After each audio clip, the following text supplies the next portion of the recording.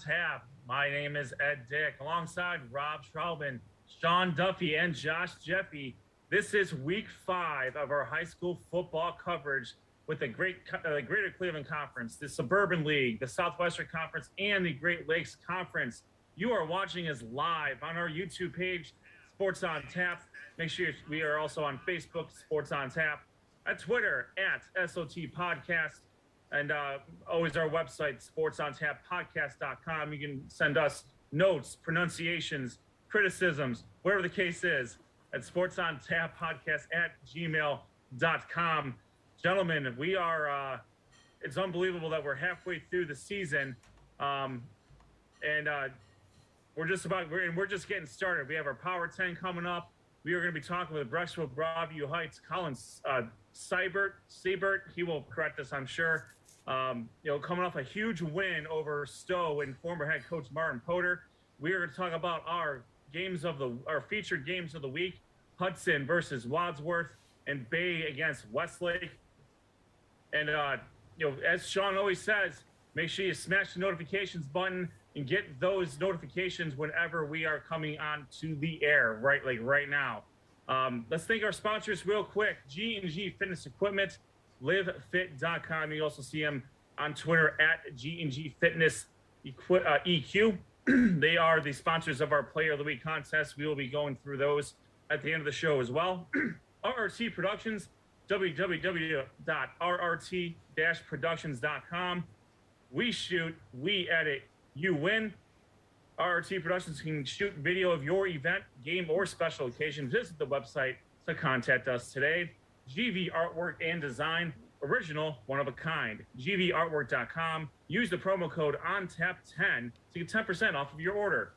Ray Felton State Farm in Hudson. Anytime, anywhere, any day. That's rayfelton.com. You can contact him at 234-284-2996. And last and certainly not least, Bandwagon Fantasy Sports, www.bandwagonfantasysports.com. The difference about Bandwagon Fantasy Sports than everything else, they go based off of teams instead of just players. How's it work? Every college football team in the system is assigned a preseason dollar value. You have 116 teams to choose from. You have $36 of draft credit to draft 8 teams. Add and drop up to 25 times at any point during the season. Each game your team wins gives you points and standings. Road wins are built into the tiebreaker after week 6. The point values do update every 2 weeks. So you do want to get on that bandwagon as fast as you can so you can get that value from your teams. Remember, jumping on a team before they get hot gives you a huge advantage. Talk lots of trash and figure out who truly is the king and queen of college football in 2022. Bandwagon Fantasy Sports, not daily, not traditional, just teams, just win. All right, gentlemen, week 5, we're about ready to get rolling here. As we usually do, we always start with the Greater Cleveland Conference. Sean has, as always, is our one of our PowerPoint dudes. So we're going to get in this lovely PowerPoint that he has prepared for us this week. And we are about to get rolling here. So, Josh, without further ado, take it away, man. Thanks, Ed. I appreciate that. Yeah, 3 games in the Greater Cleveland Conference this week. 2 of them were conference games. Mentor actually had the week off. They did not have any week 5 opponent. So we're going to start off with the Solon Comets. They traveled to Pennsylvania to take on Cathedral Prep, and it was not a good trip for them as they lose 49-14. Actually, Solon was down 27-0 at the half. Last week's guest on our show, Charlie Bubonics, did have 2 touchdown passes in this game. He finished with 230 yards of 23 and 31 passing. Give credit to Cathedral Prep's Luke Costello, the running back in this game. Solon's defense had no answer for him as he rushed for 254 yards and 2 touchdowns. With the win, Cathedral Prep improves to 3-1. Solon drops to 3-2 on the year. They do have a 1-0 conference record with their victory over Strongsville last week. Brunswick's got their 2nd win in a row with their first conference victory as well, with a 44-13 victory over the Euclid Panthers. Brunswick improves to 2-3. They are 1-0 in the conference. Euclid drops to 0-5, and they are 0-1.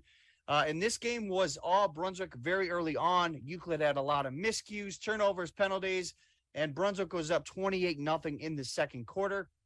The defense for the Blue Devils, let's give them a lot of credit in this game. They kept Euclid to 187 yards of total offense. 68 of them came on one play, and they kept the Panthers to negative 28 rushing yards. Quarterback Ethan Roxandich, last week's G&G Fitness Player of the Week, went 5 of 11 for 68 yards passing, but he added 14 rushing attempts, 91 yards, and a touchdown.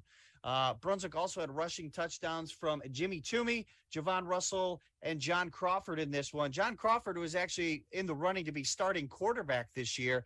He actually lost that job to Roxandich, but went in, played at running back, and got his first career rushing touchdown. For Euclid, their scoring came from Richard Buchanan. He had that 68-yard touchdown reception. I said 64 earlier. It was actually 68 yards. He also returned a kickoff return, 91 yards for a touchdown. But it was not enough as the Blue Devils notched their second victory of the year. Now, probably the game of the week, and it has to be because it's the last game in the conference. Medina, 56. Strongsville 35. Now Strongsville is actually up early, 14-0 in this one. They took advantage of 2 Danny Stoddard interceptions. They extended the lead in the second quarter to 21-7. And I actually was looking at the updates on Twitter while I was down at Wadsworth, and I was actually surprised. Strongsville coming and playing strong, and that's all due to Nolan Beard. He started off really strong. He actually scored Strongsville's first 2 touchdowns. They were rushing touchdowns, but from there, Medina answered with 28 unanswered points starting in the middle of the second quarter. Now, Strongsville did something that I'm surprised it took this long for teams to really play defense, how they played against the Airbees. They put 3 men in the box, then they dared them to run. And you know what? In this game, the Medina Airbees turned into the Medina Ground Bees because they, as a team, rushed 28 times for a total of 234 yards. They were led by Danny Stoddard, who had 21 rushing attempts for 127 yards. Jack Wojak had 92 yards on 3 attempts. That's, yes, 3 attempts. He did have a 74-yard run for a touchdown in this game. Danny Stoddard for Medina finished with 272 yards passing on top of the 127 yards rushing. On 22 of 35 attempts, he had 5 passing TDs. The leading receiver for the Bees was Brennan Schramm. He had 7 receptions for 96 yards. And then all the familiar names also had many receptions: Austin Knowles, Carlos Corchado. Jack Wojak, though, 4 receptions, 26 yards. It doesn't seem like a lot, but he did have 2 touchdowns in this one for the Bees. As I mentioned, Nolan Beard, let's give him some credit. The sophomore quarterback went 20 of 33 for 299 yards. He did have 2 passing touchdowns and 3 rushing touchdowns in this game.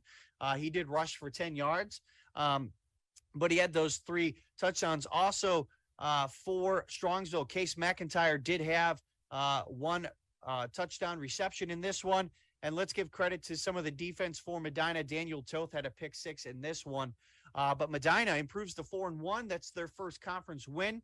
Strongsville drops to 2-3. They are now 0-2 in the conference as we move on. My G&G Fitness Player of the Week nominee will go to Jack Wojak for Medina. He is traditionally a wide receiver in this offense, but he stepped in at running back, and he did have those 92 yards, including a 74-yard touchdown run straight up the middle through the Mustang defense. And again, he also added those 4 receptions for 26 yards and 2 touchdowns. We do have a full slate of games next week. Cleveland Heights will travel to Strongsville. Medina will travel to Euclid in what is a conference game. Mentor will travel to Brunswick, another conference game. And then an interesting game, Twinsburg travels to Solon. So that about wraps up the Greater Cleveland Conference. Back to you, Mr. Ed Dick. Josh, great job as always with the Greater Cleveland Conference. We got a little bit of time here, so I want to get a couple questions at you here. Sure. Let's talk about Medina. The Medina and Strongsville game. Strongsville made, as you mentioned, made an adjustment that other teams have not done yet. Let's talk about Medina's adjustment to that. What it proved to me was that the Air Bees can become the Ground Bees when they have to become the Ground Bees. What are your thoughts about that?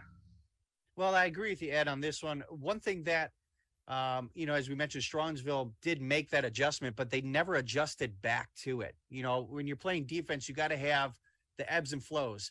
You got to be willing to adjust back. I mean, granted, Medina's a really good team. We all know about their high-powered offense. So, immediately if you're going to stop the pass and they're going to run the ball, you're going to have to make adjustments to stop the run. And then you're going to have to deal with their passing attack. So I understand it's a hard thing to do, but, it was mid-second quarter. They had this defense going. Medina figured it out, and they started running the ball, and they ran the ball successfully. They've had more yards in this game than they had the previous 4 games by a long shot. They give credit to Medina for making those adjustments and really excelling at them. Strongs will give them credit too, but I think they laid the groundwork. Now, once Medina starts playing these teams as we get further on with a little more athleticism on the defensive end, and especially in like playoff time, that's where you're going to have to start to see them making those adjustments from the running game to the pass game and vice versa. Agreed. And what Strongsville did was it forced Medina to put on tape what their adjustments are. So you figure, as Medina's going through the rest of their schedule, Euclid, they will probably have their way with them. No offense to the Panthers, but teams like Mentor and Brunswick, even though Brunswick is, hasn't had the best year so far, they've always found a way to give Medina fits no matter what the records are. So I'm interested in seeing how other teams are going to adjust to Medina turning to the ground game more than anything else. My second question to you is, let's talk about Strongsville a little bit here. And this is a kind of a similar observation that I have for the rest of the teams in the conference. A lot of their losses are to very, very, very good teams that have 1 loss or maybe at 2 close losses at most. Strongsville goes to they play Cleveland Heights and then Austintown Fitch. Both teams are 5-0. What can Strongsville take from the Medina game to lead into these next 2 games against 2 very tough and highly ranked opponents? Well, and as we all know in high school football, if your quarterback play goes a long way to how successful you're going to be. And I think this past game against Medina, against a really good team, Nolan Beard stepped up. He probably had his best game as a varsity starting quarterback, and that's a good building block to go by. Strongsville is one of those teams where you can't really get a good read on actually who they are. Like you said, Ed, the teams that they lost to, I was at that first game of the year against Avon Lake, and they lost 38-0. They did have wins against Midview and Brecksville, solid wins. A 10-0 loss to Solon, which they give credit to Solon's defense, and then this loss to Medina, which they only lost by 21 points. Now they're facing 2 hard teams. Cleveland Heights has got a really good, athletic, fast team. So this is going to be a real challenge for them. But they do have some players on the defensive end, Michael Novak being one of them, that can make some plays. If they can continue to build on those small things and build on that foundation, that's going to go a long way for them. Yeah, it's going to be up and down. I think the next 2 games are going to be very hard for them. But if they can still continue to grow on the offensive end, I think they have a good thing going for themselves. Excellent work. Appreciate that, Josh. Well done as always. And you know it, Ed. Let's go. Let's do this. and with that, let us shift over to the Southwestern Conference with our very own Rob Traubman of RRT Productions.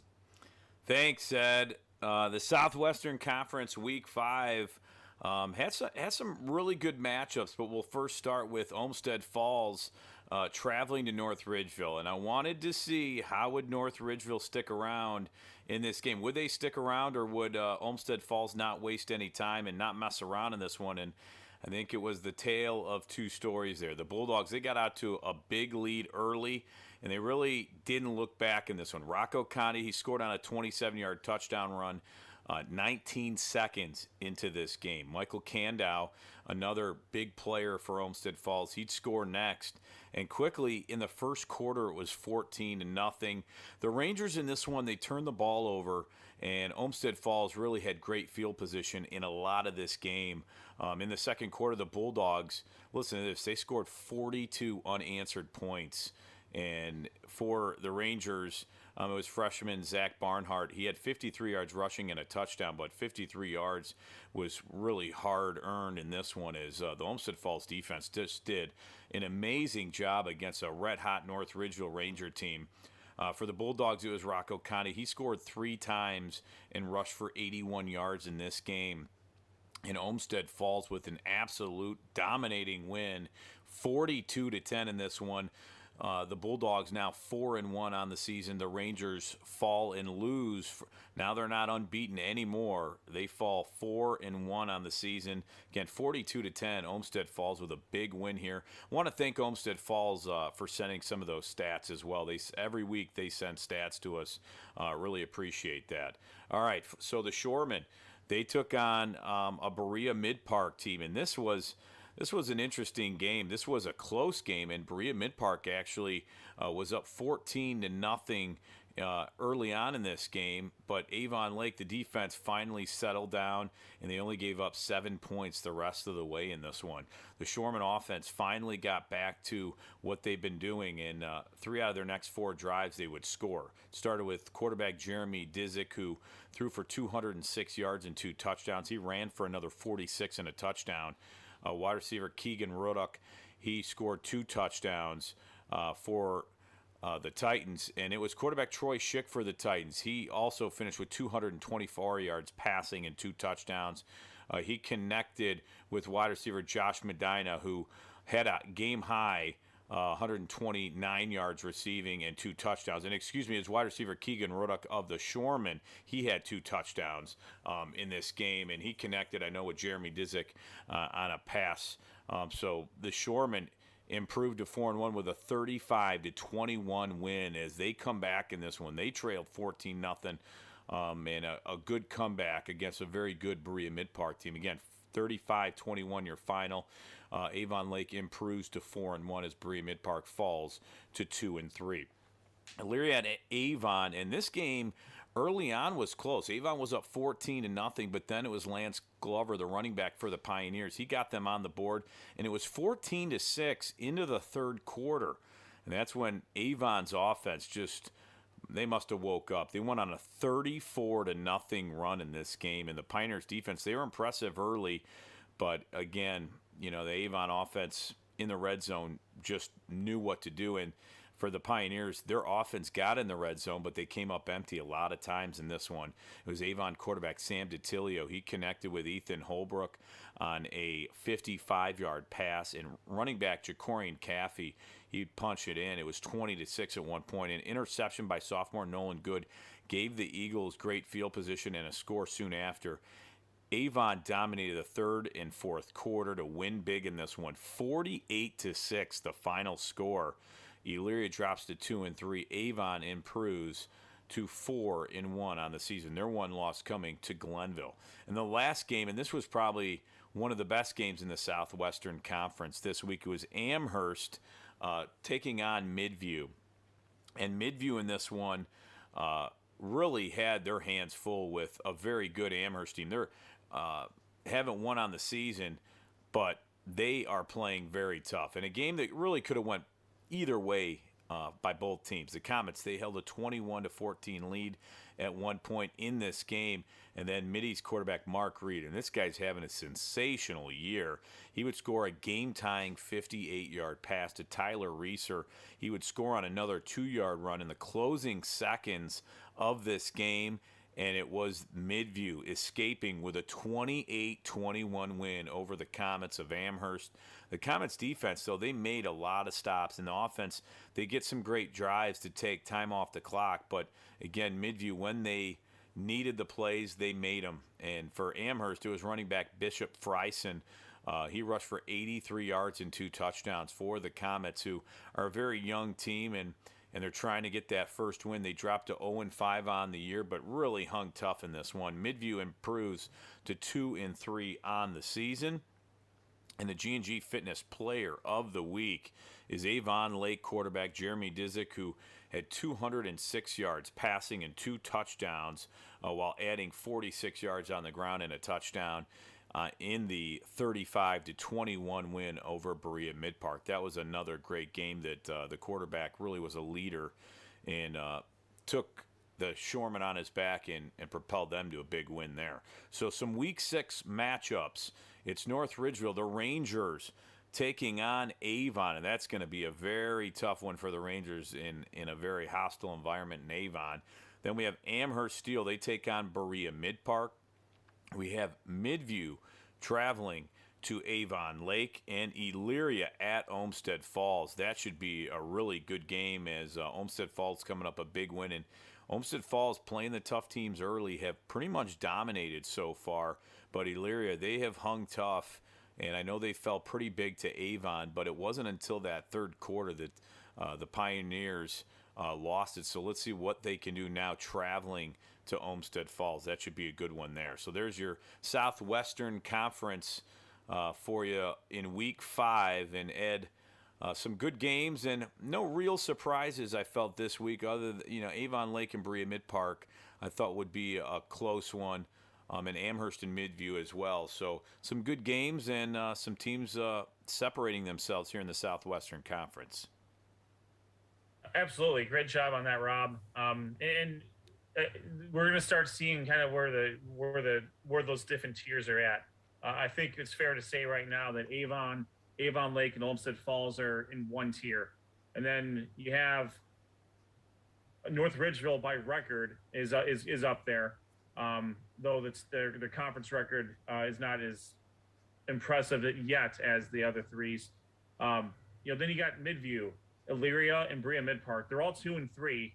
And a couple of teams have played each other, and then Amherst unfortunately kind of they're having a tough year this year. And given what their schedule looks like the rest of the year, it's going to be tough for Coach Fritz, to potentially get a win. But as long as they're developing and playing hard, that's really all I can ask for. Who do you think out of that second tier between Berea-Midpark, North Ridgeville, Elyria, and Midview, who do you think is the closest to giving Avon Lake, and Olmsted Falls a run? I would think it's probably between Berea-Midpark and Elyria. Elyria hung around for, 3 quarters, and then, the table just, sunk in there. And not sure exactly what happened defensively, but Avon obviously is a team that knows how to make adjustments, and they have weapons all over the place. Berea-Midpark, though, they have a lot of weapons. Troy Schick's having a great year. Hudson Devon's really in this game. He plays defense and runs the football. He's having a really good year. And offensively, Berea-Midpark can hang with the best of them. It just depends if their defense can stop some of the high-powered offenses. Like in Avon Lake, obviously they have weapons. Jeremy Disick, for them, the quarterback, is having a sensational year. And wide receiver Keegan Ruddock is having another good season. Those two keep connecting. But I think Berea-Midpark is right there. They've had some close ones this season. They played some tough teams with, I was at the Highland game where they struggled offensively, but, that was the first game of the season. They hung around with Avon Lake and actually had the 14-0 lead and just couldn't hold it in this one. So I think those two teams are right there. But I think still, you're looking at Avon, Olmsted Falls, and Avon Lake at the top of the Southwestern Conference, and what's going to happen in those games is going to be interesting between Olmsted Falls and Avon when those two teams hook up. And right now, Avon has a victory over Avon Lake as far as those three are concerned. So you still got a couple matchups there between the top three. The Southwestern Conference, as we've talked about for years, they're about as much of a meat grinder as it gets. And even though they have more non-conference games right now, their non-conference games are no joke. North Ridgeville's non-conference opponents have all helped them out. They're getting plenty of wins, which is why their point total in the state rankings or the state system is higher right now than Olmsted Falls. But I would expect to see that change a little bit as the season continues on. So, Rob, great job as always with the Southwestern Conference. All right, let's move over to my colleague, my compadre, my cohort, Sean Duffy. He's going to take it away with the Suburban League American Division to start. Take it away, Sean. Thank you, Ed, and as always, it's a pleasure. Thank you for joining us on Sports on Tap for another great week of recaps and action. We'll start off as we always do in the American Division, starting off with Cuyahoga Falls traveling in to take on Aurora. And a football game did occur in Aurora. The Cuyahoga Falls, unfortunately, was not a very willing participant in said football game as they dropped a dominating loss here to Aurora, 69-0 in Week 6. Aurora quarterback Matt Geyer only threw 7 passes, but connected on 5 of them for 112 yards, 3 touchdowns. 2 of those touchdowns going to tight end Jace Unverfirst. That's a great effort, though. That is a great effort, Sean. We'll give it to you. I spent so much time trying to pronounce that, and I just did not do it at all justice. So I apologize. But nonetheless, Jace did have a fantastic game. He had 3 receptions for 92 yards and 2 receiving touchdowns. Aurora linebacker Brandon Lipens had 4 tackles for loss in this game and contributed a rushing touchdown on the offensive side of the ball. And again, just a complete domination by Aurora of Cuyahoga Falls, 69-0. Speaking of domination, Highland continues to roll as they improved to 5-0 in the season as they beat Barberton 35-0.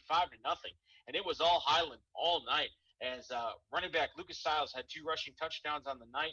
Quarterback Andrew Lertz had 2 passing touchdowns, but the big play came from Matt Syriac, who last week kind of sparked Highland with a really great punt return for a touchdown. In this one, he had a 16-yard interception return for a touchdown. So Matt Syriac also contributing offensively, but on defense and special teams as well in 2 straight weeks. Again, Highland gets the 35-0 win over Barberton.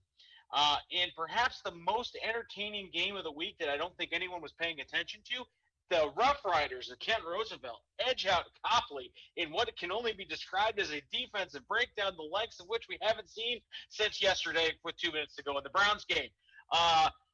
As Kent Roosevelt edges out Copley 59-50 to notch their first win of the season. So, guys, in both Suburban Leagues, I think we have an option where no one is going to go over in either conference. Stay tuned for more in the National Conference on that one. But Copley falls to Kent Roosevelt 59-50 in that one. And the big question for Talmadge in our next matchup is how will they respond after getting beat by Highland? And turns out they responded very well in a 42-8 drubbing of Revere in a Week 6 victory. Talmadge quarterback Ty Hurst had finished 18 of 22 for 303 yards and 5 touchdowns. And Talmadge wide receiver Colin Dixon finished with 116 yards receiving and 2 touchdowns on 7 receptions. So it's fair to say that Talmadge is back to their winning ways that way.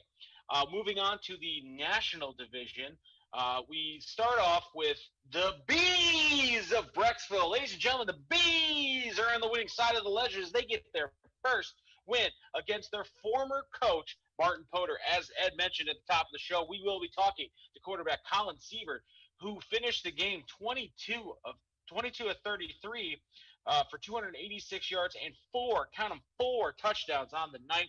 The Bees won the game on a 2-point conversion after their defense forced a fumble and returned it for a touchdown to give the Brecksville Broadview Heights, the Bees, a 43-42 victory over the Stowe Monroe Falls Bulldogs. Twinsburg traveled in to take on Nordonia, and Nordonia stays undefeated with a 33-3 victory over Twinsburg in Week 5. Nordonia quarterback Joey Palinkas threw 4 touchdown passes on the night. Devin Tufts of Nordonia also had 2 TD receptions. For Nordonia, Zach Zender had a rushing touchdown and a pass reception for a touchdown. But the big note in this one, guys, Nordonia's defense held Twinsburg to 40 total yards on the night. They barely got past it. Judging from this, they did not get past midfield all night as Twinsburg falls to 33 to 30. 33-3. That's a lot of threes. To lose to Nordonia in Week 5. Hudson traveled in to take on Wadsworth. This was one of our spotlight games, and Josh Sheffy did a fantastic job covering that game with a great video highlights of that game. Just to touch on some of the stats that were available, running back Ian Ludwig had 135 yards rushing and 1 touchdown. Jagger Pillay went 12 of 19 for 167 yards and 1 passing touchdown, while Wadsworth running back Kyle Figueroa finished the night with 85 yards and the lone touchdown for the Grizzlies. Also contributing on the ground, Will Stack, quarterback for Wadsworth, had 152 total yards in the night, but it just wasn't enough as Hudson stays 5-0, gets to 5-0 with a 17-7 victory over the Grizzlies. We'll talk about that more later on in the show. My last game is the lone non-conference game for the Suburban League National Division, but not for long. But the Akron East came in to North Royalton and got a victory 21-11 over the Bears. That's pretty much all that there is to rope. But again, two big items here.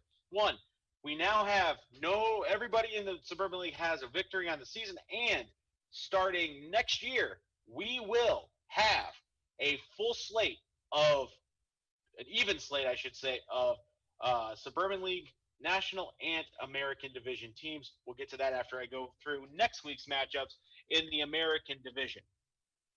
In the American next week, we have Talmadge traveling to Aurora. Barberton will travel to take on Revere. Cuyahoga Falls will travel to Copley. Kent Roosevelt will look to continue their winning ways, but it ain't going to be easy as they travel to take on Highland. In the National Division, in Week 6, we have Hudson traveling to Brecksville to take on the winning Bees, and Ordonia traveling to take on Wadsworth. Stowe travels to North Royalton, and as Josh mentioned at the top of the show with the GCC, the Twinsburg Tigers traveling to take on the Solon Comets. And I know what you're saying, guys. That's a non-conference only this year, because we received word pretty much right after we got off of the show last week that Solon is now joining the Suburban League National Division. That's all that's fit to print for the GCC. Ed, back to you. Thank you very much, Sean. As you mentioned, I mean, the slate that you're currently looking at on your screen will be a conference slate starting next year. Sean, let's briefly touch on that. How do you think Solon fits into this conference just from the outset? Well, I think if you're looking at the national division alone, the word meat grinder comes into play, because now you have Hudson, Brecksville, Wadsworth, Stowe, and now a Solon team throwing at Twinsburg. That's going to be a fun division to watch. I think Solon, it makes sense that they're in that division if they join the Suburban League. Now, obviously, we had this whole conversation previously, and it was the big thing for a lot of when we talked to Menor head coach in the GCC, that now with Cuyahoga Heights coming into the GCC, that they wouldn't have to now schedule Shaker Heights and Cleveland Heights. Cleveland Heights. I'm sorry. My fault. Now they wouldn't have an odd number. The people in Cuyahoga Heights just peed a little bit, because that's like that's a big step for them. Well, but I think they can handle it. Yeah, they can. But yeah, I mean, I think that was the big thing, is that when we finally saw some more teams being added to the GCC, but now we have this really kind of breaking news that now Solon is leaving the GCC. I think it makes sense for Solon. I think it really does. I think it puts them in a position to where, again, they're probably getting a little bit more. I think from a competitive standpoint, I don't think they're dropping down too much, because I think, again, it's not as if they're taking an easy way out. They still got to play Hudson and Ordonia every year. Not to mention it opens them up. They get 3 non-conference games, so you can conceivably roll back in a GCC matchup, like say now scheduling a Mentor is one of their non-conference games, and that's a rivalry game that we'll see if that actually maintains. But now you can schedule those teams like a Medina or a Brunswick, and that helps you in the points like it did this year. I also think that from a competitive standpoint, again, you're going up against those bigger schools. Those are bigger schools with a lot more kids, a pool of kids to pull from. I think Solon is kind of a team that's realizing they want to be competitively balanced, and I think this is a good move for them. I think it's a great move for the Suburban League, because I think that makes them the premier league going forward now, at least with this division, and when you couple in the American division. It's and geographically speaking, Sean, I think that makes a lot of sense too. I mean, they're right next to most of these schools that are here. Mm-hmm. They're very, very close to really all these schools, and if they don't do crossovers in the Suburban League, like they're not scheduled crossovers. Like they don't all play. If they happen to schedule, they schedule it. But with Solon dropping down to Division II, and they may float around the low D1 and high D2 area. But I agree with you. I think this is a great move for them. The Greater Cleveland Conference is a Division I conference by and large. There's no question that any of those teams are in there are Division I teams. So I think it's a good move for Solon. Shaker Heights is a Division II team at the moment as well. But geographically speaking, there's three East Side teams, really 4 East Side teams, and then Brunswick, Medina, and Strongsville. Solon is on the east side, but they're kind of more like, they're southern, they're more south than the rest of them are. So, I think the battles we're going to see between Solon, Nordonia, and Hudson, Wadsworth, Stowe, I think this opens up a whole another world of possibilities to the type of competition in the Suburban League National Division. So I agree with you. It's a coup for the National Division to get Solon to have Solon join them, and this is going to be a tremendous conference to watch, just like the rest of them are going forward. Yeah. And on the flip side, Ed, you look at a division like the American Division right now. Highland is just really in the midst of running away with that particular division, and I think it's going to be interesting to follow them. Again, they got a pretty couple good games where they can get right before Aurora comes to town. And really, that's barring some sort of major upset. I think Highland got revenge for that Barberton loss last year, which kind of put them behind the 8 ball and knocked them out of the American Conference title. And I think they got that revenge this year, and I think they're on their way to a really good showdown with Aurora here in a couple weeks. Agreed. We're looking at an Aurora Highland de facto American Division Championship game here for sure. Barring some sort of craziness, yeah. But Ed, I'm dying to know. I'm dying to get the breakdown. I'm dying to get the skinny. I'm dying to get the 4-1-1 on what the heck happened in the Great Lakes Conference. I know what happened at one game because I was there, but I need to know what happened in those other games because the Great Lakes Conference is hopping with competitiveness. So Ed, let me know what's happening. Will do, Sean. Thank you very much. I went backwards there. Let's go to where do we go here? Yeah, there we go. All right, the Great Lakes Conference. Let's start with the East Division. On Thursday night, the Normandy Invaders took on the Lakewood Rangers. Normandy continues their season that quite honestly I don't think anyone saw coming. They are 4-1 overall. They are 1-0 in conference play. Lakewood drops to 2-3 overall, 0-1 in conference play. I will say that I've read some articles. Normandy has a sophomore quarterback, Elijah Gray, who made a big difference against Fairview when they played. So Normandy, I would love to talk about you guys more. Please, if there's some stats or anyone who can send information, please do it. We want to promote your program. We want to promote your team because you guys are having a great season, and I want to talk more about the Invaders. Going over to Friday night, Valley Forge traveled to Buckeye, and this was a very competitive game. It came down to the last minute where Buckeye's Troy McCann rushed for a 3-yard touchdown with 44 seconds left, and coupled with Gage Nagy's 2-point conversion from Casey Murray, the Buckeye Bucks squeezed one out against the Valley Forge Patriots by a score of 29-23. For Valley Forge, Shane Warden rushed 24 times for 166 yards and 2 touchdowns. Ben Farson rushed 15 times for 113 yards and a touchdown. Valley Forge rushed for over 300 yards, as they usually do in their contests. For Buckeye, Zach Onorati was the man. He was the Swiss Army knife of this game. He had 327 all-purpose yards. Through the air, he had 6 receptions for 129 yards and a touchdown. He had a 86-yard kickoff return that he just got tripped up near the goal line. He also had a 43-yard punt return. He scored on a 41-yard touchdown pass from Murray on the first play from scrimmage. If I'm not mistaken, they played 5 games, and they have scored in the first play from scrimmage 3 times. That is efficiency at its finest for Buckeye. Troy McCann rushed 23 yards for 105 yards and 3 touchdowns, including the game winner, as we talked about earlier. Casey Murray was 11 of 16 passing for 181 yards himself. And Buckeye, with the win, moves to 4-1 overall. They are 1-0 in Great Lakes East Division play. Valley Forge dips to 3-2.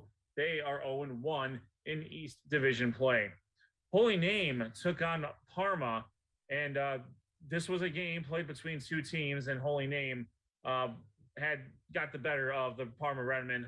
Holy Name running back Christian Sanchez rushed 15 yards for 123 yards and 3 touchdowns. His teammate Austin Mondolowski had 4 rushes for 17 yards and 2 touchdowns. Andrew Cole had 4 receptions for 71 yards and a touchdown. Holy Name with a 42-6 victory over the Redmen. Holy Name improves to 2-2 overall. They are 1-0 in conference play. Parma falls to 0-5 overall, 0-1 in conference play. Shifting over to the West Division, Elyria Catholic and Rocky River had another battle. You may remember last year, Rocky River won the game on a 47-yard field goal by Mac Masad. Elyria Catholic returned the favor this time around. Junior kicker Nicholas Phillips hit a 25-yard game-winning field goal with 36 seconds left. Yes. The Panthers. Yes, say it, Ed. Say it loud and proud. Big day for the kickers and for the Elyria Catholic here. They had a 23-21 victory. They avenged the loss to last year's Great Lakes Conference champions. He had lots of help from Levi Ellis. He had 23 carries for 123 yards and 2 touchdowns.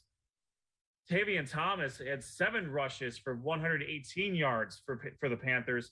For Rocky River, Johnny Beebe had a 6-yard touchdown run. Julian Patty, he knocked one in from 1-yard run as well. And Mac Masad had an 87-yard touchdown reception. Then he kicked the extra point. That's some chocolate milk stuff right there. And but Elyria Catholic continues their winning ways. They avenged their second loss from last year. They moved to 4-1 overall, 1-0 in conference play. Rocky River drops to 1-4 overall. They are 0-1 in West Division play. Certainly no shame for Rocky River. The last 2 games have been very competitive. They took out Lakewood last year in cross-division action, and taking Elyria Catholic to the wire is certainly a great building block for Coach Wells and the Pirates this year. North Olmsted took on Fairview. North Olmsted defeated Fairview. It's about as nice as I can say that. 69-14. North Olmsted had over 440 yards. Jared Kelly was an absolute stud again.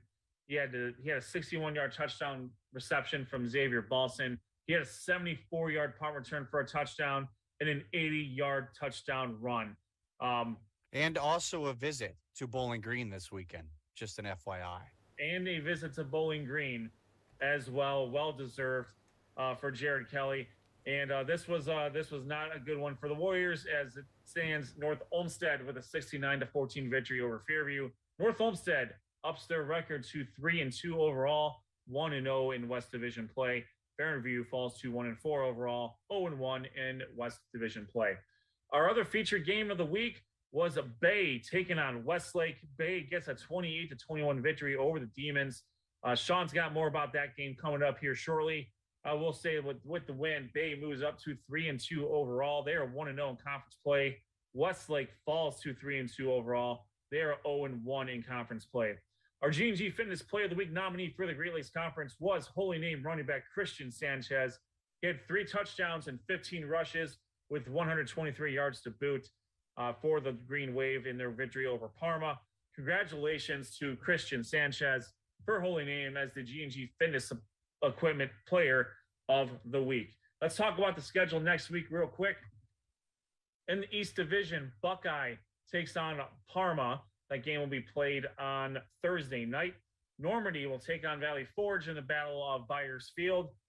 Lakewood will take on Holy Name. That game will take place at North Royalton. For the West Division, Bay Village will take on Rocky River. North Olmsted will clash with Westlake. Fairview is going to play Elyria Catholic.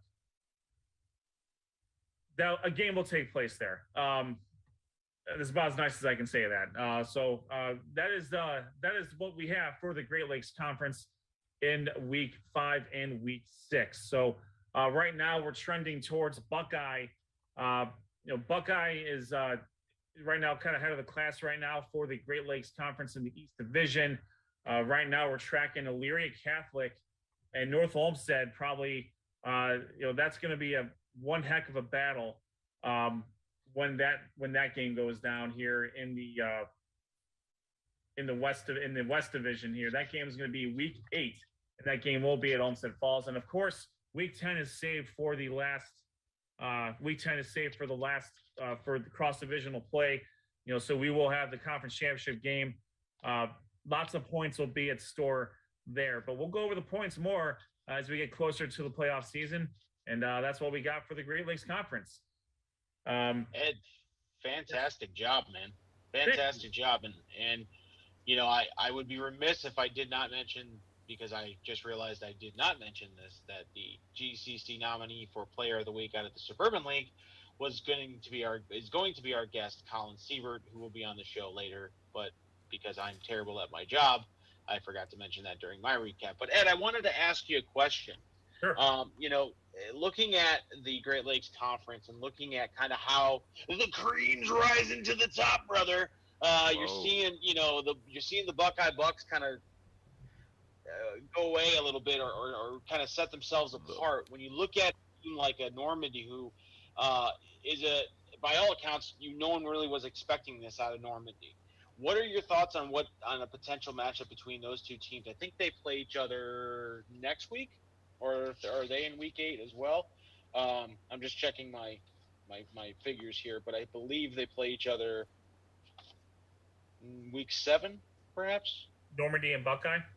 Yes. Well, yes. That's in week 7. That's at Byers Field. That's Buckeye and Normandy. Do you foresee that being a kind of de facto East Championship game at this point, given the fact that where Normandy is and where Buckeye is, or is Buckeye the clear heads and shoulders favorite in this division to be in that championship game, so to speak, in week 10? I'll answer this quickly because I know our guest is ready. Buckeye, I think, is in the driver's seat. They've already taken out one of their main competitors in Valley Forge. I think Holy Name will be the one team that gives them the most trouble. I believe Holy Name got a victory over Buckeye last year. And I think Normandy is where North Ridgeville is in the Southwestern Conference. That's where I think Normandy's at.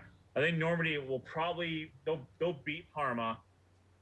They'll give Holy Name maybe a run for their money, but I think they're going to settle back to I think they're going to settle in where we're kind of used to seeing them. And I'm not saying that to take away what they've accomplished, because a 4-1 start is fantastic no matter which way you slice it.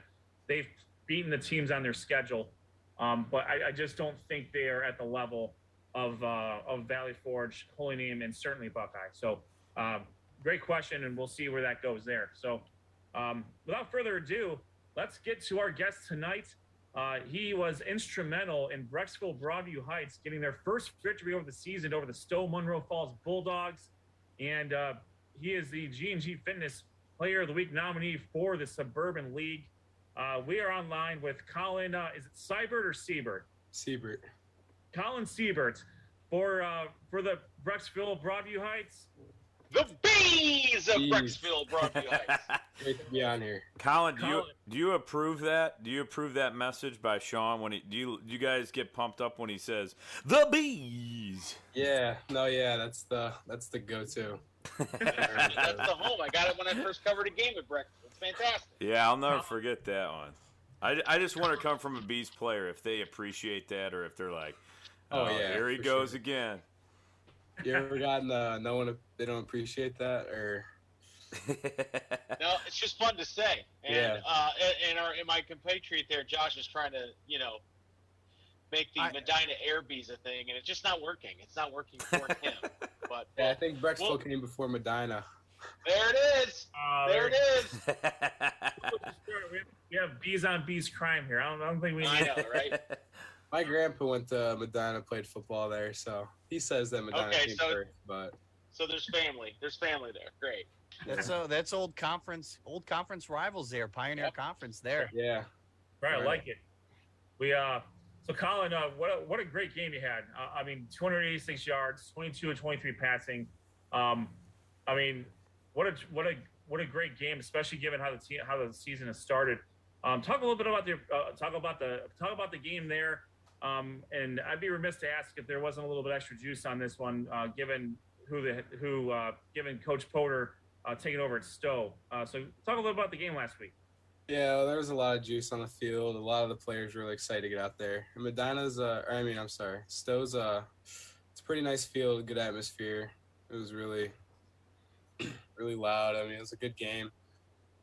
Players were making plays. All my receivers were, a couple of drops. Other than that, they were catching just about everything. Line was giving me time to just make a play for the team and let everybody else do their thing. Being down. Oh, go ahead. I was going to say being down 28-9 at a certain point, and then all the players just getting momentum and being able to turn it around and have us tie it up at half. That was actually going to be my question is, you guys found yourselves in a little bit of a hole there early on in the game. What was some of the adjustments that you and the coaching staff made for you guys offensively? Did it come just down to executing your guys' game plan, or did you guys see something that wasn't working and then make the adjustment kind of on the fly there? We kind of made it on the fly, but we realized that one of our players, Logan Doskasil, he was just faster than linebackers, and if we gave him the ball, have him go get some yards, and they were off, so just take the easy hitches and take a shot when you get it. And, they had Gregory, their linebacker, on a QB spy, so he was kind of taken out of the play unless I stepped up. So, it was we were all making plays, mostly the receivers like Cooper. He had a nice run on a quick slant before half. Yeah, Colin, talk a little bit about, this season hasn't gone probably how you expected it to go thus far.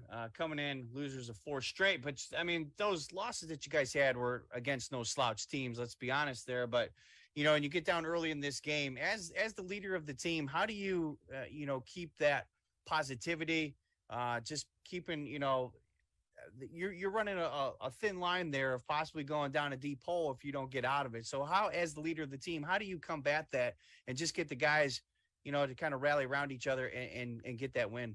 Well, you always just got to keep high energy and just keep encouraging the players. If the coaches they'll yell at them for making an adjustment, you just got to pick them up and tell them, go get ready for the next play, and just always keep a high confidence and just know that you can make a play.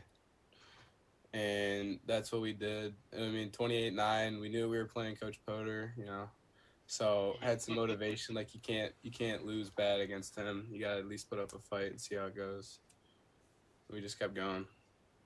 Now, do you keep in touch with Coach Potter still? And, I'm sure he has had an impact on, when he did coach at Brecksville, Broadview Heights. Is he still do you still keep in touch with him, and is he still Yeah, I'll keep in contact with him. Like, I always thought of him as like a head coach, but also he was my quarterback's coach. Like, he helped me improve a lot with the game, and we'd always watch film. We were always together. Like, he'd always be a close friend, and I always stay mutual with him.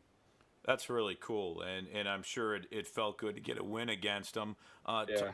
Brecksville, Broadview Heights has had some really good quarterbacks. Even before you. Is there any quarterbacks that went there before you that you look up to, or that come back to the games and you can talk to about any pointers they might give you or anything like that? Yeah, I always keep in touch with Joe. He's at Iowa, so whenever he is back, I always hang out with him, throw with him at the turf. Luke Sternhead came back this year. He's at Army now. He's the recruiting guy, but he said whenever you want to watch film, we could watch film and just go over some of the stuff, and I could give you some pointers with this offense since I'm new this year. Just help me learn it and get a better understanding. So I do keep in touch with the past few quarterbacks. Mr. Tupa as well. Whenever he could stop by, he'll always help me out with some reading the coverages and stuff like that. So I always talk to him. Yeah, those are some pretty good names, that's for sure. Yeah. Yeah, I'll say, man, we can name drop Tom Tupa, and then just more recently, Joe Labus and Luke Sternad. Those those guys are beasts. And obviously Tupa's, he's a local legend. So, we're talking with a junior quarterback, Colin Seibert from Brecksville, Broadview Heights. You mentioned a couple of players, by first name that made some plays for you. Who are some of the guys that you rely on, to protect you and also to help you make plays, and also maybe defensively to help you get the ball back? Well, obviously the line, they're all 5 of them work as one, because if one messes up, then the play's dead, And they were doing a good job this last game. I rely on Logan Doskasil and Cooper Struck, a couple good receivers. Walker Naw, I had him, but he just recently broke his collarbone, so we had to make adjustments. And I got Luke Reeser. He's a linebacker. He's been playing really good. Defense, Zambunis, I threw the interception, and then the play right after, he gets a fumble recovery for a touchdown. Just keeping it up, and it was a smart play by him. Just the defense has been performing well, letting us get a second chance. You mentioned, and Colin, you mentioned, obviously the just the crazy momentum switch there. There's the interception and then the fumble recovery touchdown. I got to know, was there ever an opportunity, or was there ever a just question of whether you guys were going to not go for 2 on that last play? Was there ever a discussion, or was it just hey, we're lining up and we're taking this in for the conversion? We're not letting this go to overtime or anything like that? I think Coach Black definitely wanted to take the win. I was on the sideline and I was just wait, someone just scored, and then I was okay. And then they're all calling me. They're saying we're going for 2, and I was just going out there. And that's a really good play too that we had going. And he had the chance to throw it as well, but he just said, "I'm just going to run it in and take it in the game." There you go. Well, that was great. That's a great way to get that walk-off 2-point conversion, especially, again, as I mentioned, the momentum swing. You mentioned, early on that you're new to this offense this year.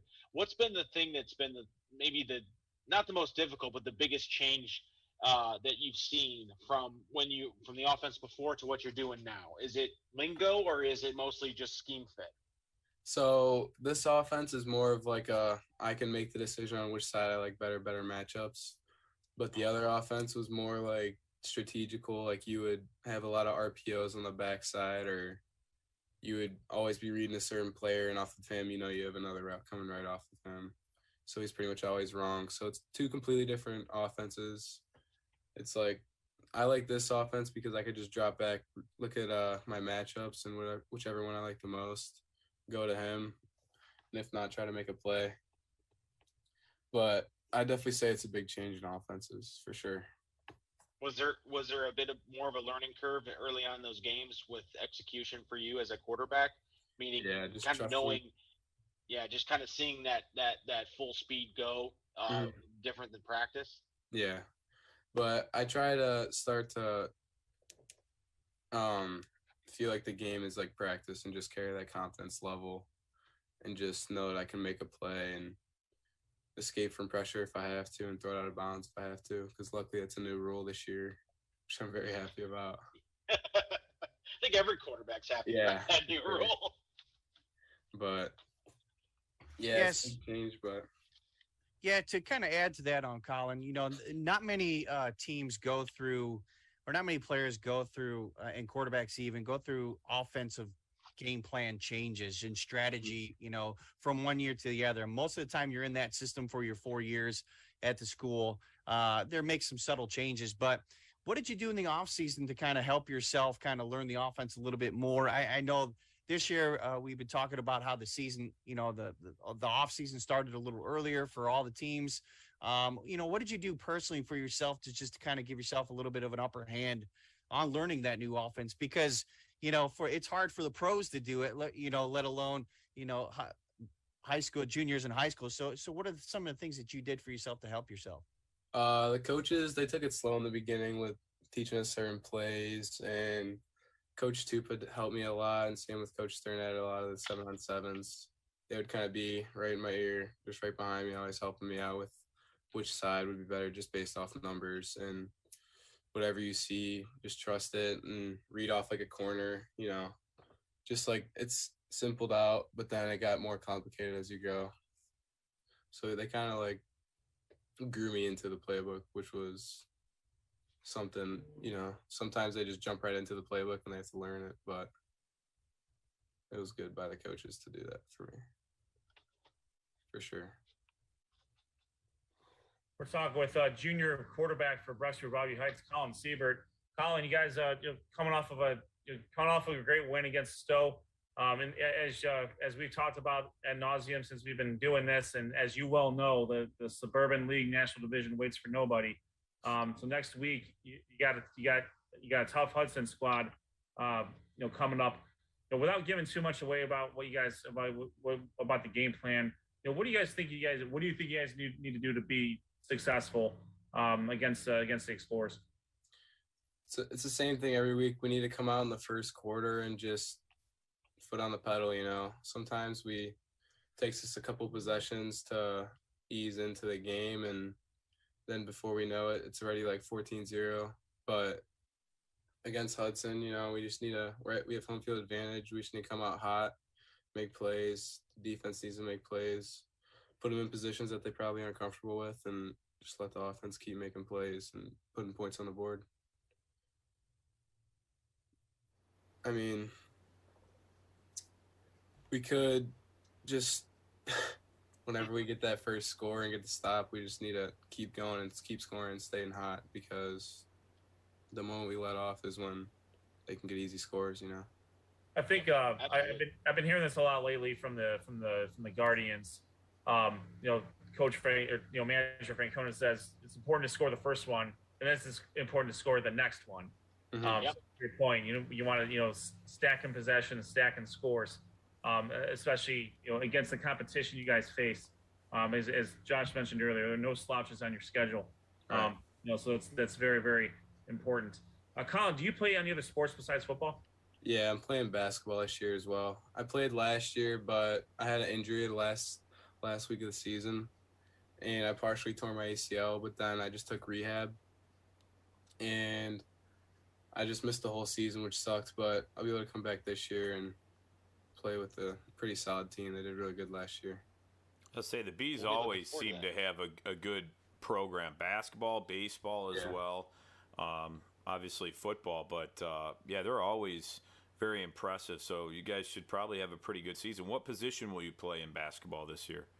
I'd probably say I'm like a small forward, power forward, because I can shoot the ball, but I'll also get rebounds, use my length a little bit and play good defense, But I am mostly a shooter, but I'm trying to evolve the game a little bit, start taking it to the hole a little more. There you go.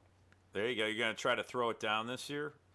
Yeah, do you have I get the a ups chance, to? I'm definitely going to try. Yeah, for sure. There you go. Well, Colin, if you do, just remember, just keep us in mind. 4 guys you talk to in Sports on Tap that can't dunk a basketball. So That's do it right. for us. I have no business on a basketball court. I could get the net, maybe touch the rim. That's about as good as I get. Let's put it that way. Fingertip, If they got lower it. it. That's legitimately true. We are not athletic to do that. We play football, and some of us play baseball, but basketball, Hey, Rob and I play basketball too. We play basketball for Brunswick, so we were good. I used to play baseball, and then I decided to hang up the jersey. Oh, you're retired. So Yeah. do you have that jersey in a frame in your house somewhere right now, or? Actually, yeah, I do. There you go. Town jersey. Did you sign it though? Did you sign the letters? Got to. I should have. Maybe I could sign it now and just say 2016. There you go, man. There you go. Well, Colin, thank you so much for joining us tonight. We appreciate you taking the time. Good luck against Hudson. Thank you. We'll be cheering for you guys and keeping an eye out. And hopefully, if you stay tuned, you may hear the results of whether or not you are the Sports on Tap Player of the Week, because Josh will have those results here momentarily once we figure out how to get the Twitter machine working. All right. It was great being on here. Thank you so much. Yeah, Thanks for joining us. Thanks for coming on. We appreciate it. I know it was a late notice, and you still were able to come on, even probably with your busy schedule, so we appreciate it. Just got a little bit of food, but I can always make time. Thanks, Colin. Good luck this Guys, have a week. good one. Bye-bye. That is Brecksville Broadview Heights junior quarterback Colin Seibert. Colin, cool cat, man. That's a cool I cat. know. Look at Josh coming up with these nicknames. I kind of like that. Colin the Cool Cat, man.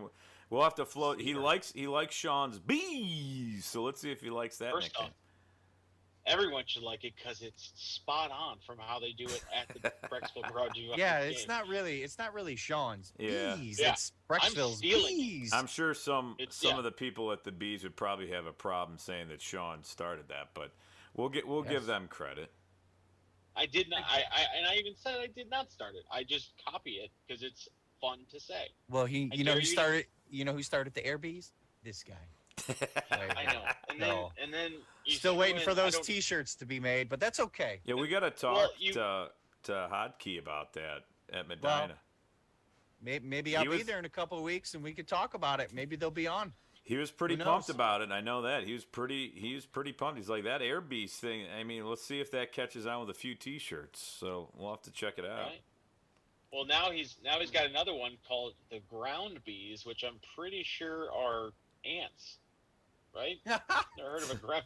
I mean, I'm not an entomologist by any means of the word. I'm pretty sure a non-flying bee is just an ant. Well, But I could be wrong. Well, maybe we should just move on and not talk animals and go back to our football Probably show. So, Ed, what's Sure. next on the docket before we get too off the rails? Well, that's because we just talked with one of our G&G Fitness Player of Equipment Players of the Week nominees. Let's Gotcha. quickly go over those results before we get into the our featured games of the week. And it was a little bit of a landslide here, Josh. Yeah, yes, it was. We'll first go over the nominees. As we mentioned, Colin Seibert from Brecksville, Christian Sanchez from Holy Name, Jeremy Disick from Avon Lake, and Jack Wojcik from Medina. And yes, it was a landslide with 78.9% of the votes. It is Jack Wojcik from Medina, man. air and ground bees. So Wow. listen. Come on, Last week SWC. it was the Greater Cleveland Conference. This week it's the Greater Cleveland Conference. So Jeez. I'm going to point to you three fellas to actually get your conferences up on this game. Yeah, I got to because- get that up. You're right, man. SWC, where are you guys? I mean, Yeah. Avon Lake, let's go. I believe that's actually the third Jeez. G&G Fitness Player of the Week that the Greater Cleveland Conference has had this year. 3 out of 5. Not too shabby. So, yes, thanks everyone for voting. Again, and thank you for G&G Fitness for sponsoring our poll. Very good. And then, G&G Fitness, that's at G&G Fitness EQ is their handle on Twitter. All right, let's get to the Sports on Tap featured games of the week. We were at Bay and Westlake, and we were also at Hudson and Wadsworth. Josh, let's start with Hudson and Wadsworth here. Yeah. Hudson, also the home of where Ray Felton is at the moment. You can reach him at 234. Nice. I like that. 234-284-2996 for all your insurance needs. Ray Felton State Farm, anytime, anywhere, any day.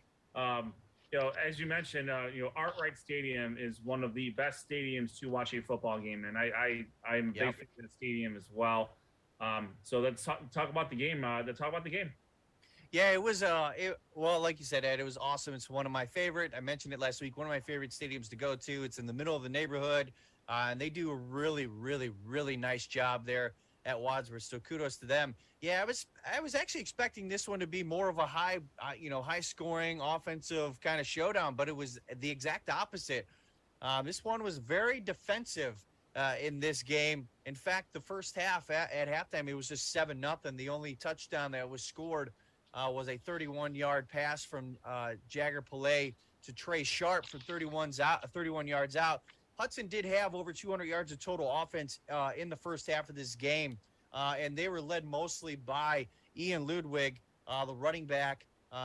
Sean had mentioned his stats. He had in this game over 30 carries for how many yards, Sean? Right, I think I wrote down 125, something along those lines. So he was 135 yards. 135 yards on 33 carries. So he was kind of the workhorse for Hudson. And actually in the first half, Hudson did have 2 or 3 opportunities to hit some home run shots. Jagger Pillay did overthrow the receiver who had a few steps on the defender. But give props to the Brecksville and Hudson defense. I'm sorry, not Brecksville, Wadsworth and Hudson defenses. They both came out and they played a really, really good game. Starting into the second half, Wadsworth did kind of find some momentum on the offensive end. Kyle Figueroa and quarterback Will Stack both started running the ball effectively. In this one, Stack finished with 152 total yards. It's passing and running. He did have and Figueroa did have the only touchdown for the Bees with 85 yards, but it just wasn't enough. Hudson's defense really played a strong game, and they really buckled down in the late third quarter and into the fourth quarter. Wadsworth just could not get anything going close to the end zone. And give credit to Hudson kicker DJ Ash. He did miss a field goal earlier in the game, but Coach Goff did have enough confidence in him to send him out late in the game in the fourth quarter to put up another field goal that ended up being the last score of the game and finished the game 17-7. So overall, great game by both the defenses. The offenses just could not get anything going. And after the game, Jeff Goff, head coach of the Explorers, was really, really, really excited about how his defense played and how they were able to stop Wadsworth. In fact, he kind of said before we talked to him, he said, "I can't believe we stopped that Wadsworth team. It's a great team." So he gave props to them.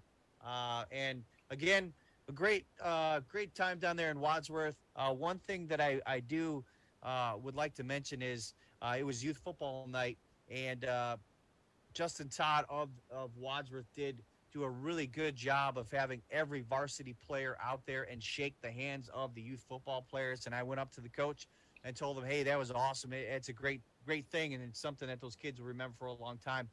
We've all been there, so good for them. Just wasn't enough for them on the field as they once again come away with a loss 17-7. But looking forward to going back to Wadsworth, of course. Great time had by all, except for if you were a Wadsworth fan, obviously. But I had a good time. Well, nice job. And you can go to Sports on Tap, our YouTube page, the full videos there. I think it was 17+ minutes. We showed it while you were talking a little bit there. But they can also go to the Sports on Tap podcast.com to also view your full highlight video. So great video there. Thank you. Let's shift over to the Great Lakes Conference West Division action here. Sean Duffy was there, Bay and Westlake. Yeah, and this game was an interesting game to say the least, because one of the things that there was many things that kind of struck me. One was just how much Bay relies on the running game of Brandon Spellman, and not just him, but just a bevy of running backs that they rely on, and it very much is a 4 yards in a cloud of dust. So much so that Westlake's defense just had a hard time recognizing who had the ball until they were in the second level, even into the third level sometimes. But again, Brendan Spellman did have 2 touchdowns in this game. Both were great, but also freshman running back Charlie Rogers had scored the first touchdown on this game, and then running back Mac Weingart also scored for Bay to give them the 28-21 victory. And to say Westlake, again, the score ended up being 21-28, and I want to be very clear, Westlake just did not have an answer for Bay's offense. Westlake's defense did not really have an answer for Bay's offensive strategy, which was control the clock. So much so that there were only 2 possessions in the first quarter. Westlake's opening possession, which they drove all the way down, and Bay's defense bowed up and actually stopped them on 4th down and took over. And then Bay took over, I think, on the 5-yard line and ran the ball, just like I said, 4 yards in a cloud of dust down the field, and we're in scoring position when the first quarter ended. And then it was Charlie Rogers with that 3-yard touchdown run into the end zone. And then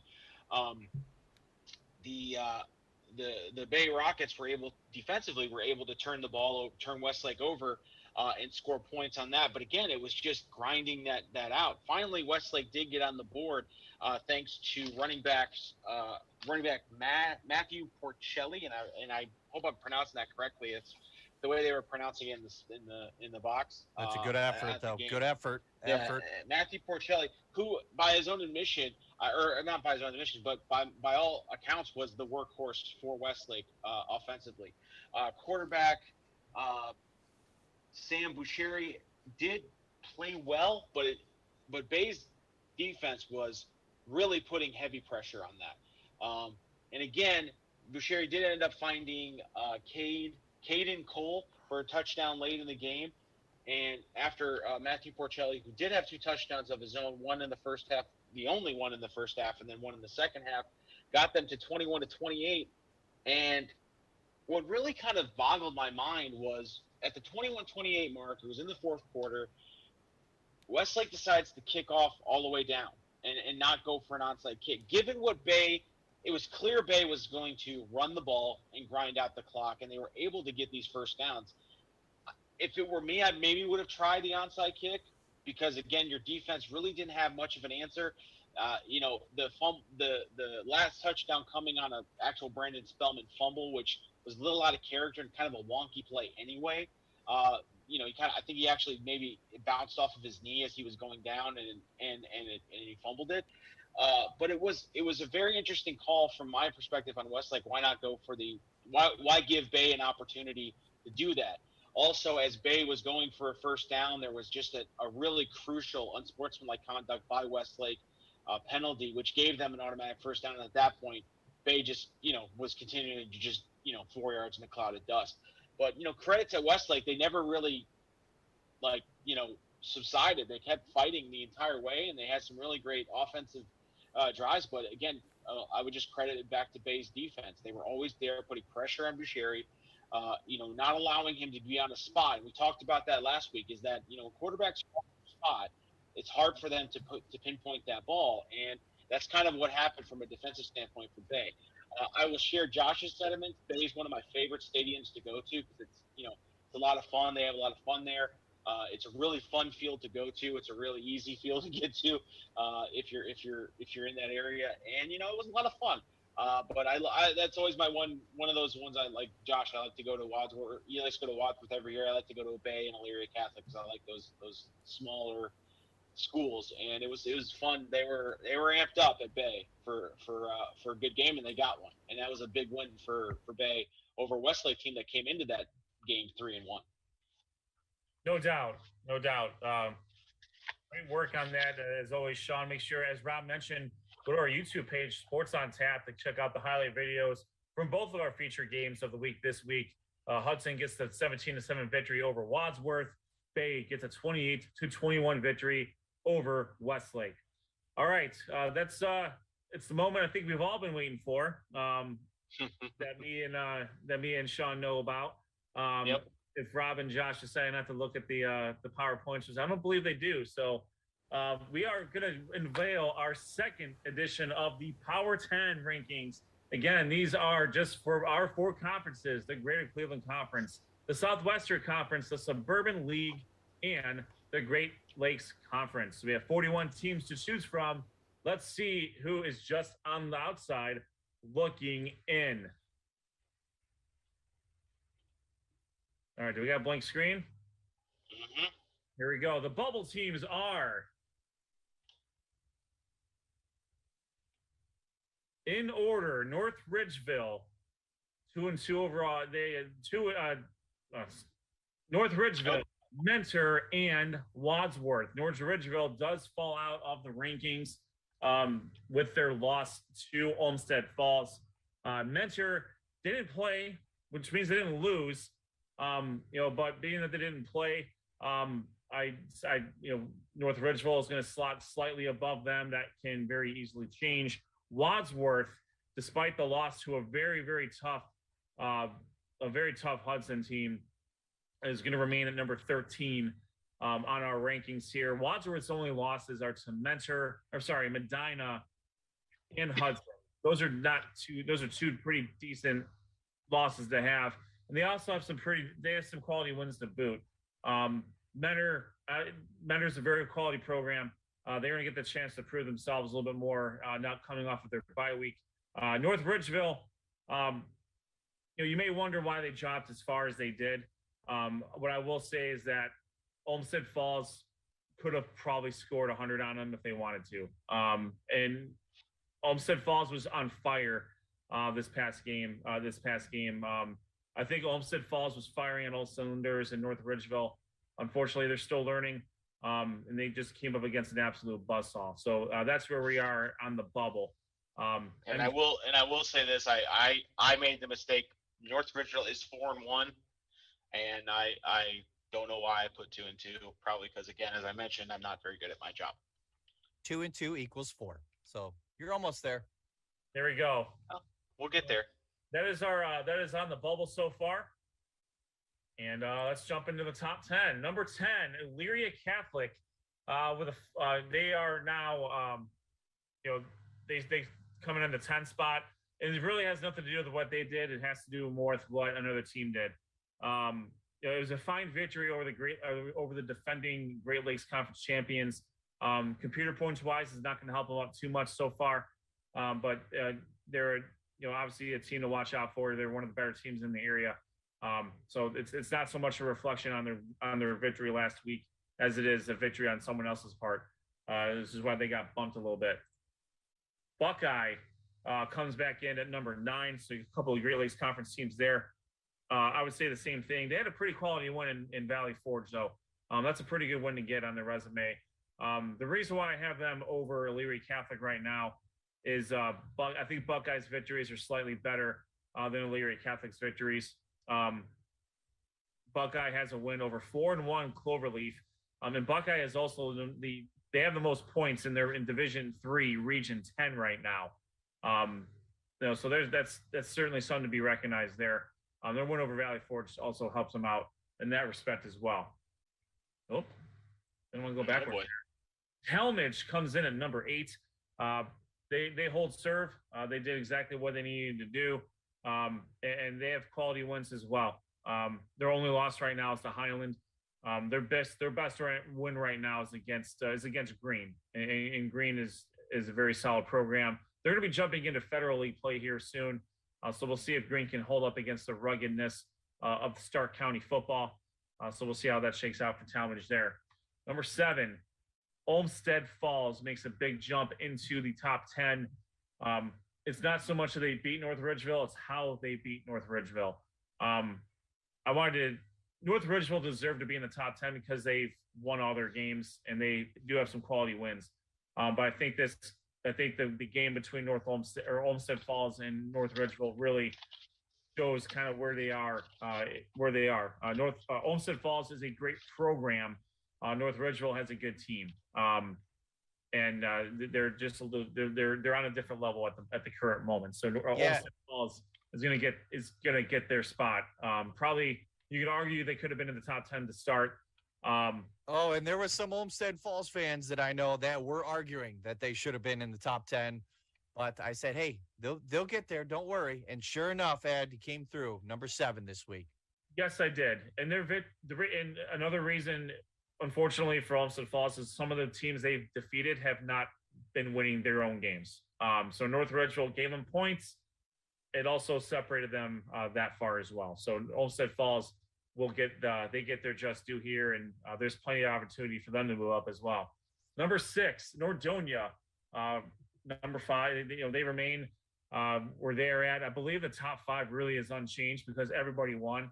So Nordonia is number 6. They're 5-0, 2-0 in conference play. Avon Lake with an impressive victory over Berea-Midpark. Berea-Midpark is a 2-3, but they're not a bad 2-3. Their losses are to Highland, Nordonia, and Avon Lake. Those are, if you're going to call them good losses, those are good losses. I know Coach Hunick will suggest otherwise because he wants to win every game. But Berea-Midpark is going to win some games this year as well. So Avon Lake gets reflected there. Medina remains at number 4. They certainly will have some opportunities as well. They will be playing You know, they had a good they had a come from behind victory over Strongsville. They ran away to boot. They also showed versatility, as Josh talked about earlier, with their pass game and turning to the ground when they need to. You know, so they showed that they can evolve, and you know they've picked up where they left off when with Allard graduating and Stoddard has just been an absolute beast since taking over. Number 3, Hudson Explorers. No harm there. They had a very good win over Wadsworth. So that's a solid win. So no shame in that. But nonetheless, it, in my opinion, it was not enough to overtake Avon. Avon, they did some damage as well. As you mentioned, though, Rob, that was a closer game than what the final score reflected. So I think that's more of a reflection on the competition. You know, Leary gave them a little bit of a run before Avon went Avon on them. And took them to the woodshed.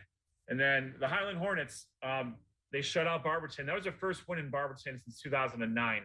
Wow. And it was in shutout fashion. Their defense is unreal right now. And they are currently the leading point getters in Division II, Region 6. They have the most Harbin points out of all the teams in our coverage area. So this also reflects that. So those are our top 10, our Power 10 for Sports on Tap. Gentlemen, any thoughts? Man, I think it's pretty good. I mean, like you said, the top 5 really didn't change. You know, once, you know, just from a GCC perspective, I think right now Medina is on their way to probably going to, just looking ahead to 5-1. 2-1 or 2-0 in the conference. Menor, though, they're kind of waiting in the weeds a little bit. Back-to-back weeks on the bubble. I think when they play Brunswick this coming Friday, that's going to be a big test. And I think for them to crack the Power 10, they're going to need to have a convincing victory over the Blue Devils that may get them right at the very bottom of the Power 10. So we'll see. Yeah. Please. Go ahead. Please. My only issue, and I hate to be this guy, but I don't see.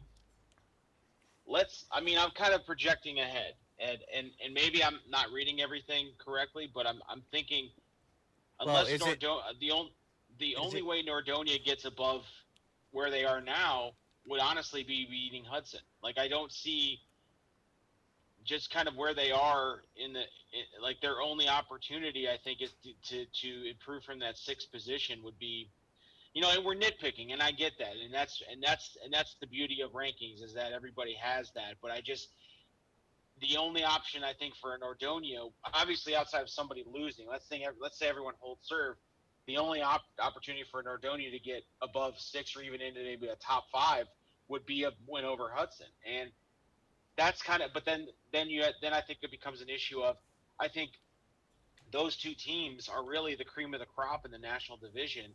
And I'd hate for, you know, a game between those two to cost them an opportunity. Because I think both those teams, in my opinion, are top 5 teams. I think the way Nordonia's defense is playing and the way Hudson gutted out a win on the road. I mean, obviously, I don't disagree with Hudson's position at all. I just think my question, I guess, is Nordonia one of those? Is their only way up to beat Hudson? And is that fair, or is that just a reflection of their schedule? That's a fair question. If you looking at Nordonia's wins against Avon Lake's wins, I think you can make an argument that Nordonia's wins are stronger. Avon Lake, they're going to be playing Midview and Amherst. Those two teams are not going to help them out in the points department really at all. Nordonia, on the other hand, does have, I believe, Wadsworth and Hudson coming up. So those are the toughest 2 teams remaining on their schedule. If you're looking just at a record wise. So I would say the margin between Avon Lake and Nordonia is very thin. It's very thin. So it's not out of the realm of possibility that Nordonia can jump Avon Lake with even a win next week against Wadsworth will be worth more than Avon beating Midview, in my opinion. So that, and Nordonia has the added benefit of having not lost a game. Right. Avon Lake is going, because this is subjective, I try to make this as objective as possible. And I realize that there are, Nordonia is the lowest ranked undefeated team on our schedule. Avon Lake, they do get some credit. Not credit. Their only loss is to Avon. Avon's number 2. So not all losses are created equal, just like not all wins are created equal.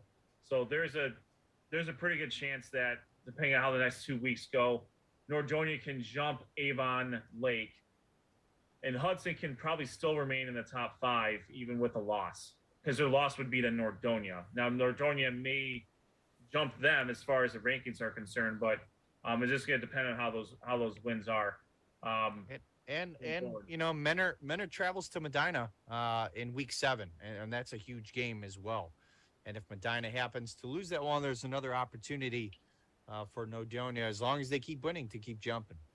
Yeah. Well, I mean, if we're looking at this objectively, you look at a team like Olmsted Falls. They were on the bubble last week and jumped to 7 with a huge win over North Ridgeville, and their biggest games lied before them. I believe they still have to play Avon Lake. They still have to play Avon.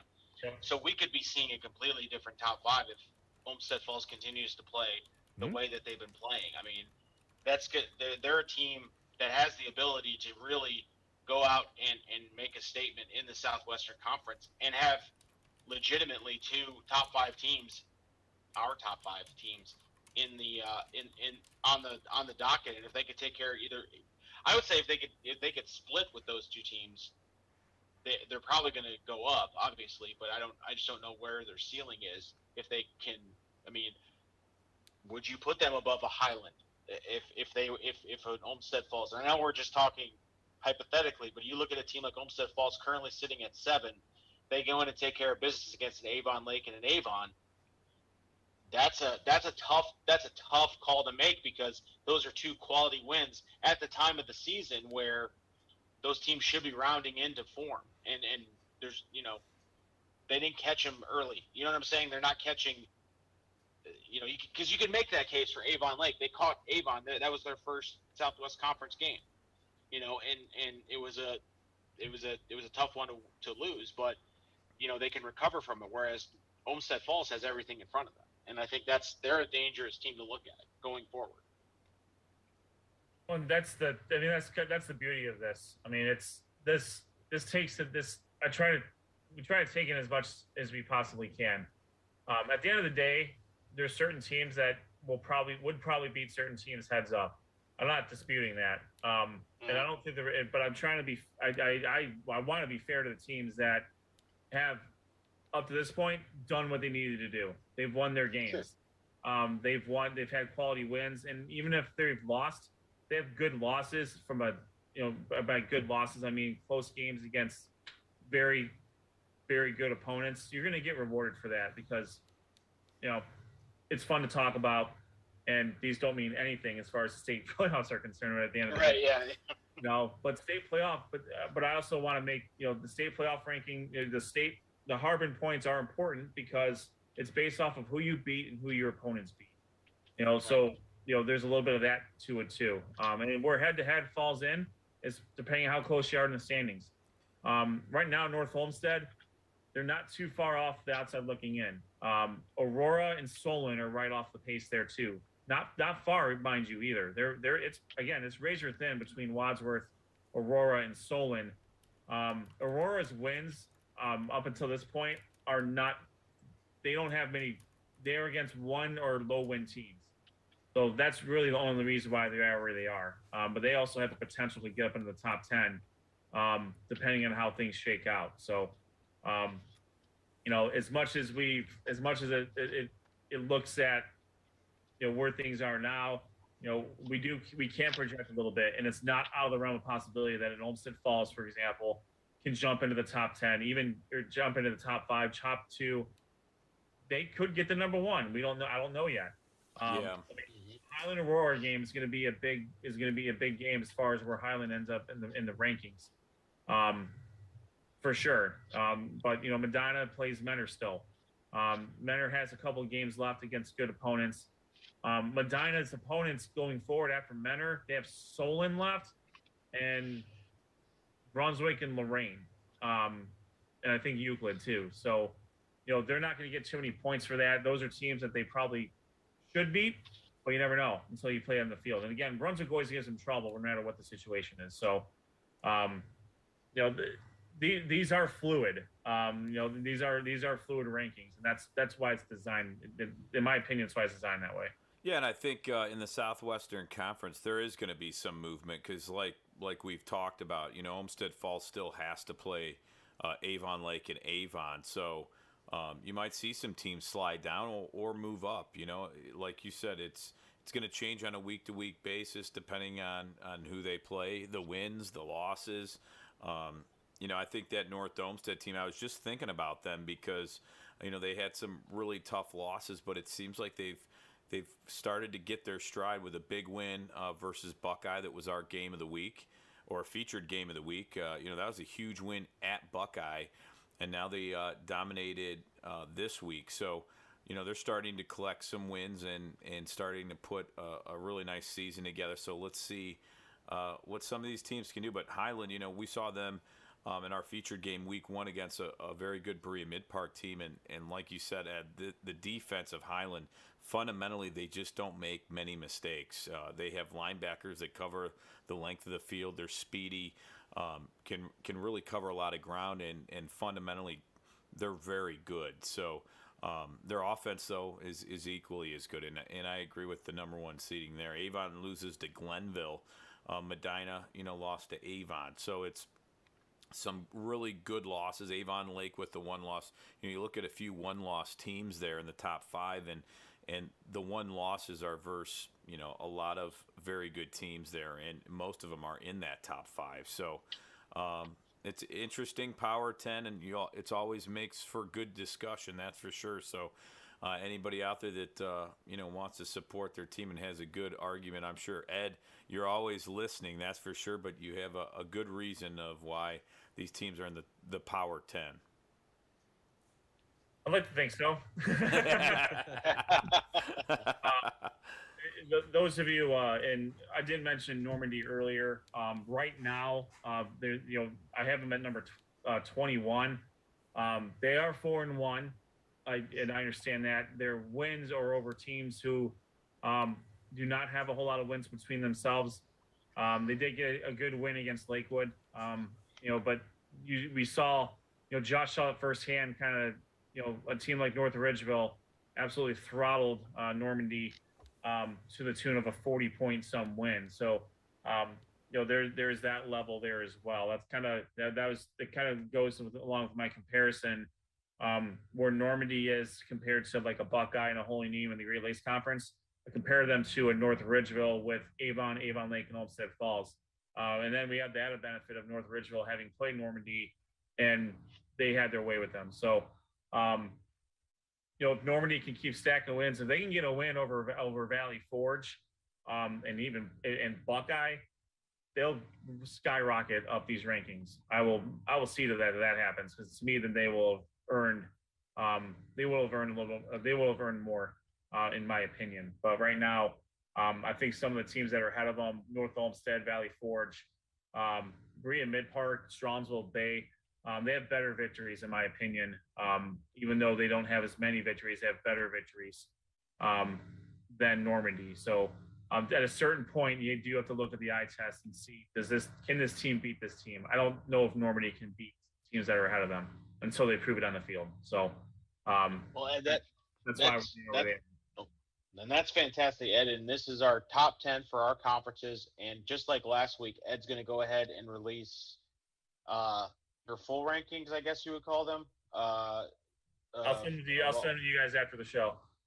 Yeah, and we'll put those on Twitter, so you can yell into the void that is Twitterless Ed going forward. Mind you, I I only have 30-some teams ranked at the moment. There you go. That's okay. Yeah, we're just gonna post the top 10 in the bubble teams, and let those other ones who are not on the list or on the bubble kind of dictate and argue where they should or should not be. Yeah. And that's why you have to stay tuned come next week and see if your team made it. That's right, because they do change week to week. Yes, they do. All right.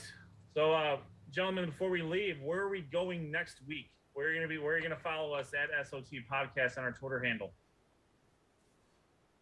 Go ahead, Sean. Dum dum dum. Well, I am going to be going down. I'm going to go check out the Bulldogs of Olmsted Falls take on Elyria. I'm interested to see that game. I'm interested to see Olmsted Falls not only on the defensive side, but get a good look at Rocco Conti, their running back, because I think I saw him last year, and it was really impressive. I'm dying to see that offense, and it's been a while. So I don't think I've ever been to Olmsted Falls Stadium, so I'm going to check that off one of my bucket lists. I went to Talmadge, and I went back to Bay, but I want to check out Olmsted Falls.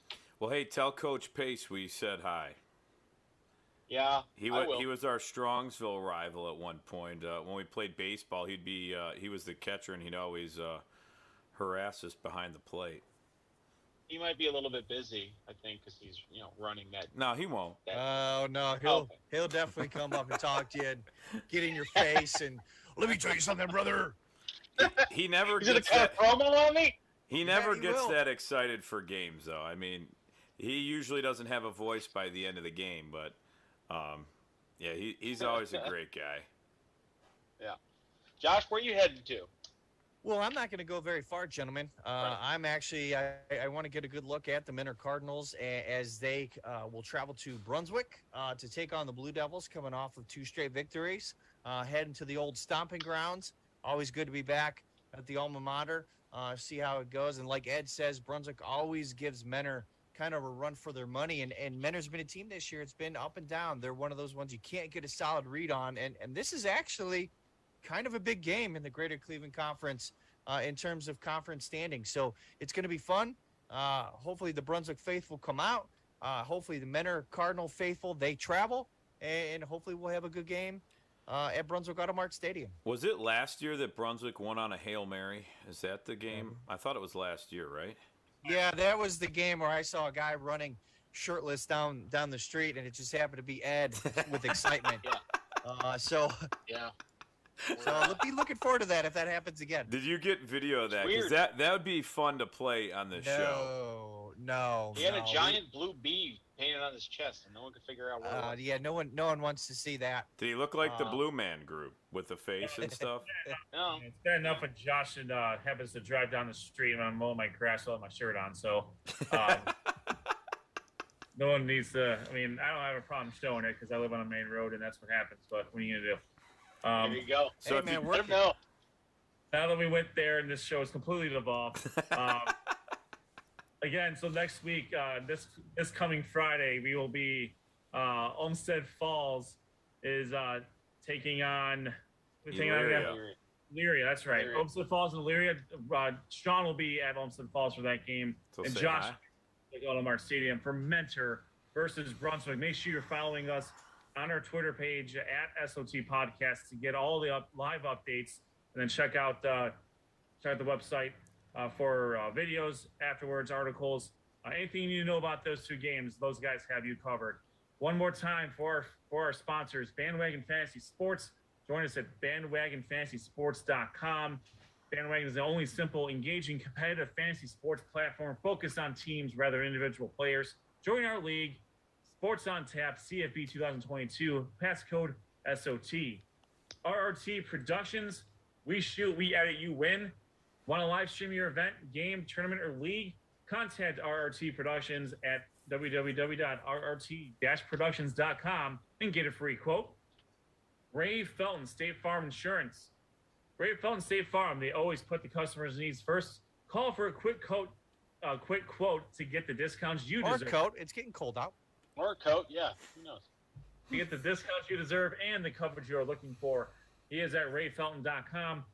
234-284-2996 in beautiful Hudson, Ohio. G&G Fitness Equipment. That is livefit.com. Follow them also at G&G Fitness EQ on Twitter. They are sponsors for the Player of the Week contest. Last and certainly not least, GB Artwork. That is gbartwork.com. Use the promo code ONTAP10 for 10% off of your total order. You have been watching us on our YouTube page, Sports on Tap. Make sure, again, you're following us on Twitter at SOT Podcast. Sports on Tap podcast.com is our website. We are also on Facebook at Sports on Tap. And for those of you who want to argue about the Power 10 and correct Shauna's pronunciations, we are at Sports on Tap podcast at Gmail. Great effort. And one thing they can do, if they want to subscribe to our YouTube page, they can then chat while our show's going on, and we'll try to talk to them if they have comments about the Power 10 or conferences, or if we say names wrong. They can chat with us if they subscribe to our YouTube page. So then they kind of can talk to us while the show's going on. Fantastic as always. All right. For Rob Troutman, Josh Jeffy, and Sean Duffy, I am Ed Dick. We will see you on the other side.